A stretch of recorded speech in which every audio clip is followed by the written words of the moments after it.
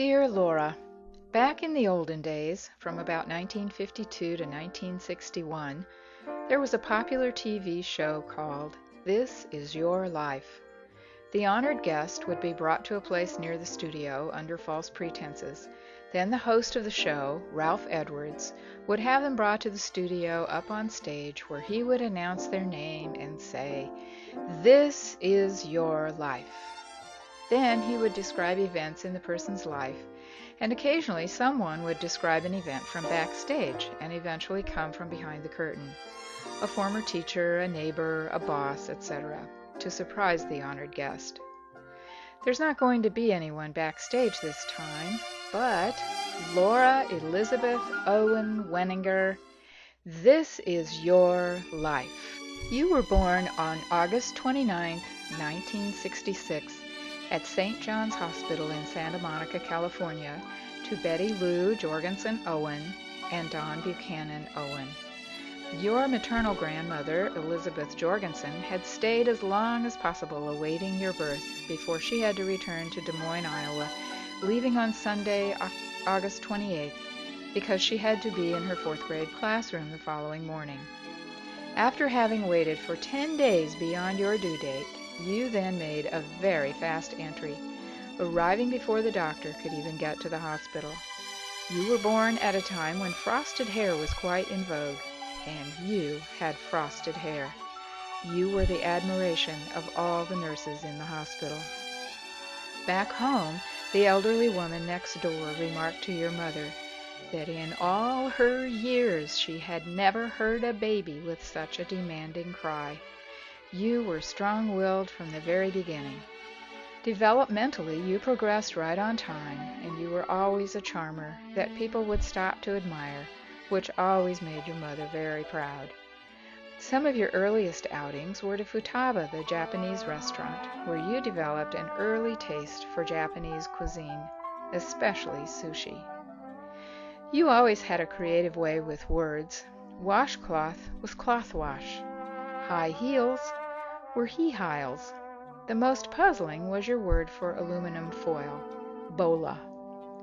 But when you were 2.5, your baby brother arrived, and when you learned that he was being called Don Buchanan Owen Jr., not to be outdone, you began calling yourself Laura Lisbeth Owen Darlin. How creative is that?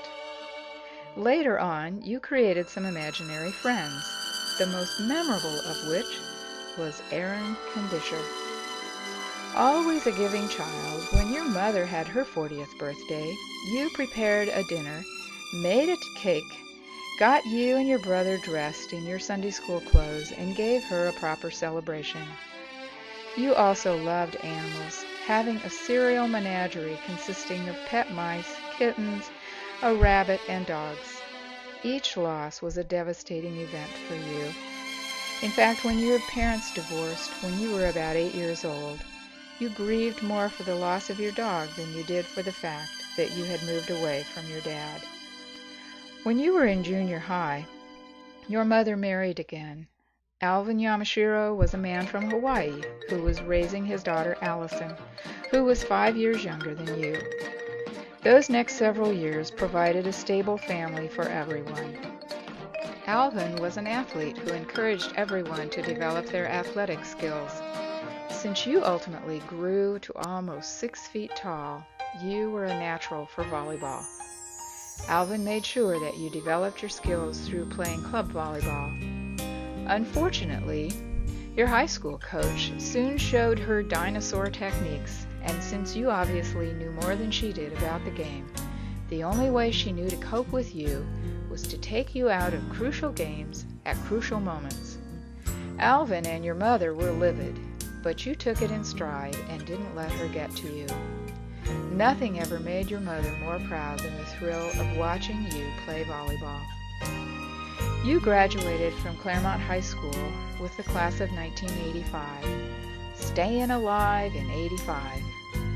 Your perseverance in volleyball definitely paid off, in spite of Coach Wright, as you were awarded a full-ride volleyball scholarship to Northern Arizona University, where you graduated with a degree in hotel and restaurant management.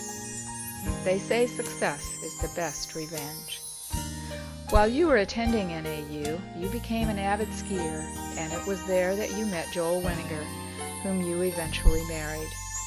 You and Joel did well for yourselves, settling in Denver, Colorado, where you eventually also took up water skiing. Your pets continued to be an important part of your life, as you and Joel raised Christmas Kitty and Shima, the first of several Chesapeake Bay retrievers. Even though your grandma had missed your birth, the two of you had a very special bond, especially since she was your only living grandparent for many years. For a few years, you also had a great-grandma known to your family as Mama. Upon your grandma's death in January 1991, you flew to Des Moines for her funeral. It was indeed a sad time for you, a major loss. Another painful struggle came for you during the breakup of your marriage. But as many of us do, you became a stronger person and began to create an even better life for yourself. After the dissolution of your marriage, you kept your house on the lake and eventually bought a condo in the mountains that allowed you to continue your interest in competitive skiing. You have been ever the creative woman, changing careers and finding ways to achieve your goals.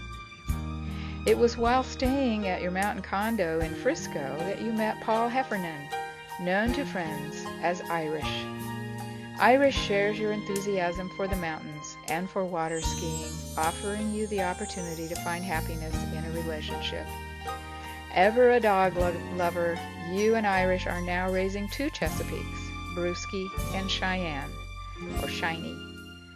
Laura Weniger, you have indeed created an incredible life for yourself, one that as you arrive at your 40th birthday, about which you can be most happy and proud of yourself. But wait, it looks like there is someone coming out from backstage. Someone who's here to wish you a happy birthday. Yes, Laura, it's your mother, who has flown to Denver from Encinitas, California, just to be here for your 40th birthday. Oh, no way.